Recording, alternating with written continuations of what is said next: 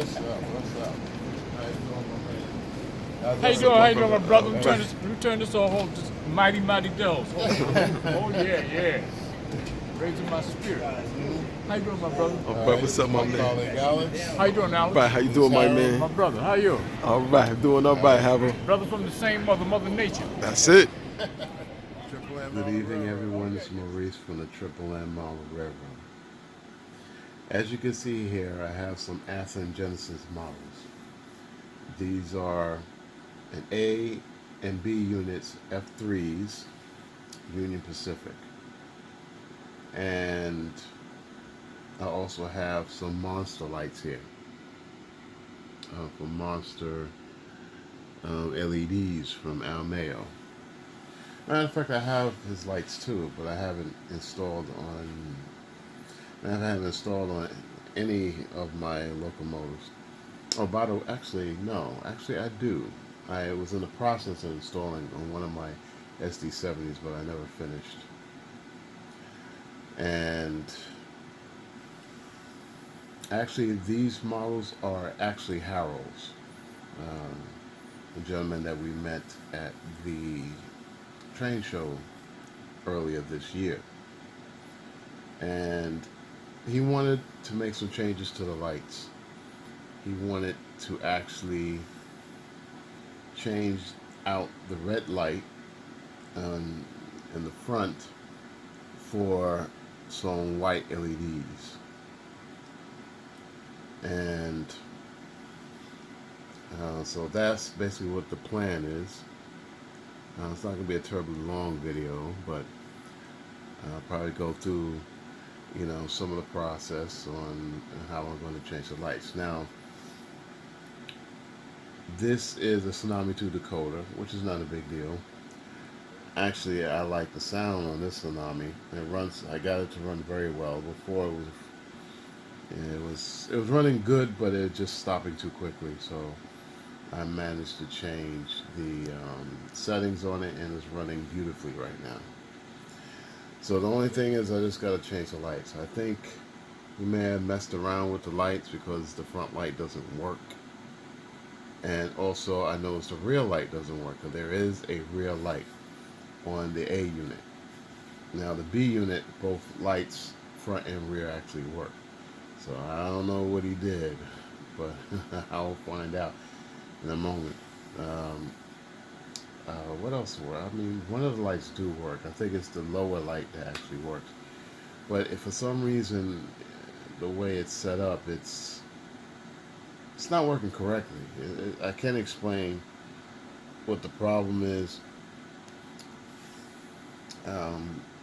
In other words, if I actually go forward with the locomotive, that light will come on. And when it gets to a certain speed, it goes out. I don't know if that's how it's supposed to. That's how it works. So it's supposed to work. I don't think so. But yeah, I mean, I have to admit, this is a very nice model. Or models. This is actually A and a B unit. And it kind of reminds me of my F units that I actually have. I have several of them. And they're all Santa Fe's, and I never bothered to update them.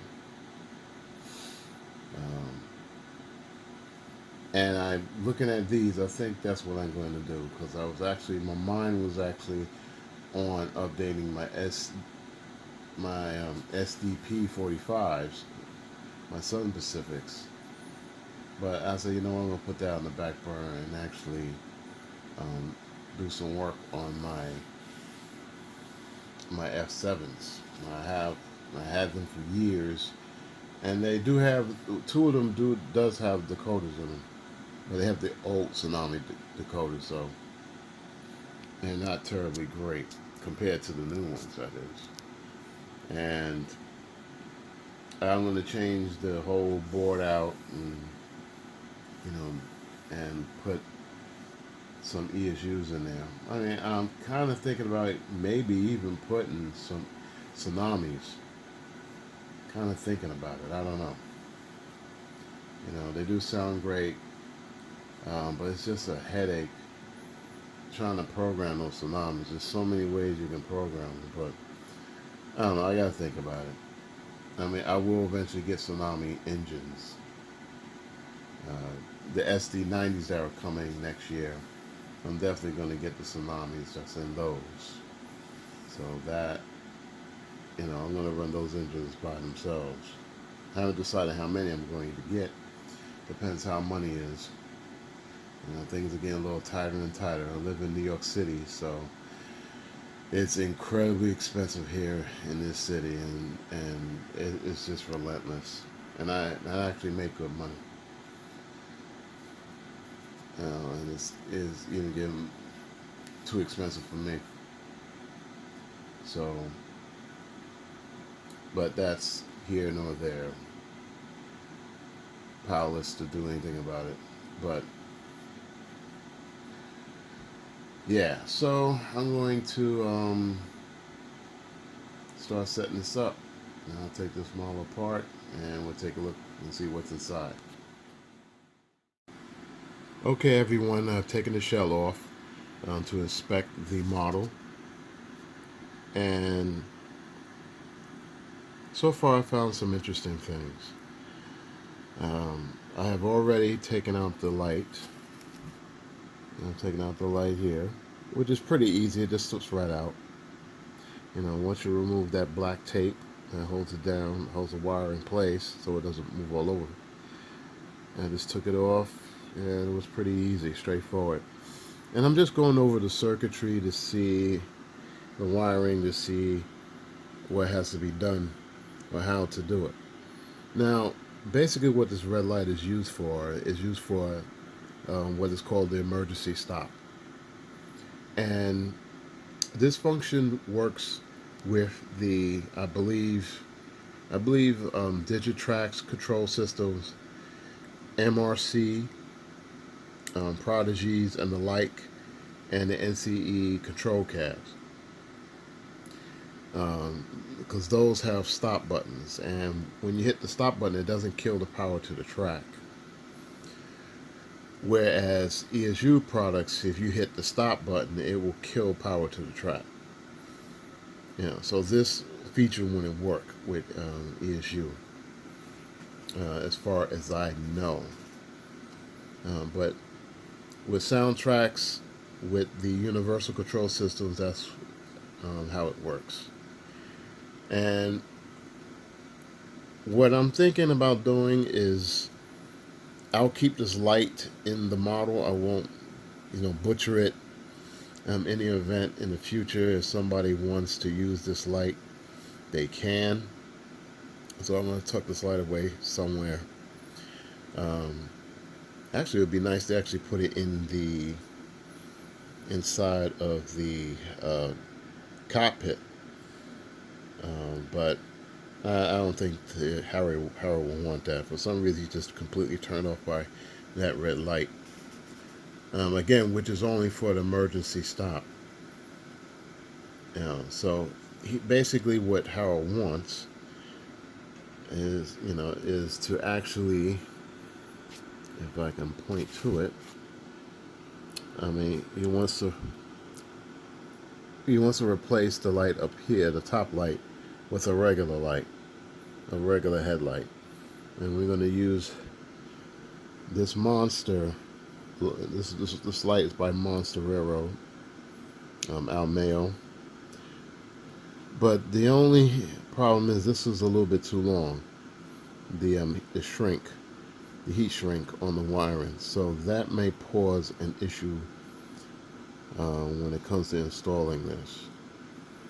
So I'm going to see how this is going to work. I may have to fidget around with it.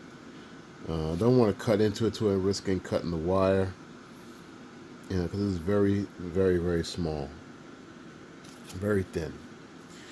Now, I was also looking at the schematics and looking at this decoder. Now, from what I've read, and I actually shot another video before this one, and I had to do another one because I had to make sure I know what I'm talking about, is that this decoder, I believe, is one of the first Tsunami 2 decoders. All right, because if you go to the Tsunami or the Soundtracks, more or less, website, you can see that they have a different type of decoder there. And the layout of that decoder is quite different. More or less, the sound channels, which are on this side here, are located on the other side. It's on this side now. The chipset here is a little bit different. It's probably maybe a better chipset that they use. And and this particular decoder, the serial number for this is TSU-GN2208. And the one that they offer right now is the TSU 885013. So that's definitely a different revision. This one's actually revision A. So this is the first iteration of the Tsunami 2. So it was very difficult to find information on this. For some reason, there's no information on this particular model decoder. I mean, it seemed like even on their website, they kind of scrubbed that information. I don't know why they did that. Actually, I'm currently looking at Athearn to see if they have any information on it. So far, I haven't found it yet. But I'm just seeing how how to wire this thing up. Now, it should be pretty straightforward. I'm trying to decide whether to actually mount or actually put the lights in parallel to the headlight on this particular model, the lower headlight. Because there's two, there's two light fixtures in the front of the engine. So that is a it's going to be a bit work trying to get that done. Actually, no, not really. It's not going to be that hard. If I decide to do a different channel, use one of the FX channels, that will give him an option to actually turn that light on or off. Or I can have some effect on it, some different type of fancy effect to it. I think which would be nice, to be honest with you. Because this does have FX 3, 4, 5. I think it has 6. I'm not 100% sure. I think it has 6. This particular one. So yeah, and so let's see what happens. I'm going to work with it, and I'm going to see what can be done. Already, I set the sound and stuff on it. I just got to further tweak it. This model. I like the model. I know Harold kind of futz around with it. I know what you did, Harold. You kind of futz around with it because the lights didn't work at first. I think he was messing with the CVs and he kind of knocked some stuff out. So what I had to do was I had to reset the model, reset CV, I believe it's CV8, and it's reset everything back to normal, and the lights started to work perfectly. So setting CVs can be a bit tricky, especially with Tsunamis. Well, no, actually, no, correction. I mean, setting CVs, period, can be tricky. It's not just Tsunami. The new thing now is that they subnetting CVs. And what I mean by that is that they are, if they have a number of CVs, I think is 255, well, subnetting them will actually double the number of CVs, and a lot of math involved when it comes to developing this. So, and also ESU has something similar, if I'm not mistaken. So they'll have more features and stuff like that for their, for their products. which is very nice. It's pretty good. Tsunamis, or more or less soundtracks. I keep saying tsunami. Tsunami is actually the decoder. Soundtracks, they had done a commendable job over the years. Now I know I have been railing them for in the past, but tsunamis have been showing that they can take some criticism and they'll actually make their product better. Which they have done. Their product is far better than what they were, and still, there's the issue of programming them through anything ESU. They still a little finicky with that, and which I don't quite understand why, but they are. But you can program them, but it's like a hit and miss. So, but it does work when eventually when if you keep playing around with it. But again, soundtracks, they've done a good job, and they have a lot of information on their websites pertaining to their decoders. How to program them, how to set them up to run. Have the engine, the locomotive run a certain way. It has a plethora of information on how to get these things running as prototypical as possible. The only issue is that you got to do 50 million things to do this. It's a lot. It's a process. Like anything is a process. If you like the process, that's fine. Me personally, I like the computer interface. To me, is much easier and quicker. But that's my preference. Somebody, that's not computer savvy is really good with CVs and programming the CVs.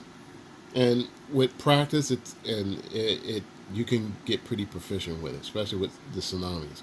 The tsunamis will run beautiful with just simple tweaks. Very easy tweaks, and they run great. But the only thing is a hit and miss when it comes to running out of the box, though. I noticed the newer tsunamis run better, or the newer revisions run better out the box compared to the older ones. So again, soundtracks, they've been improving their product and really striving hard to actually, to stay in the game, and I find they're doing an excellent job with that. So enough of my rambling. I'm going to work on this. I'll figure out what I'm going to do, how I'm going to do it with the lighting, and I'll be right back.